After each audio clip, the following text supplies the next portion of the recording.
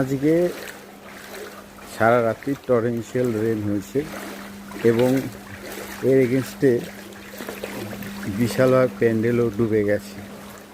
তো এর এগেনস্টে কেউ প্রভিশন বানায়নি, কন্টিনজেন্সি।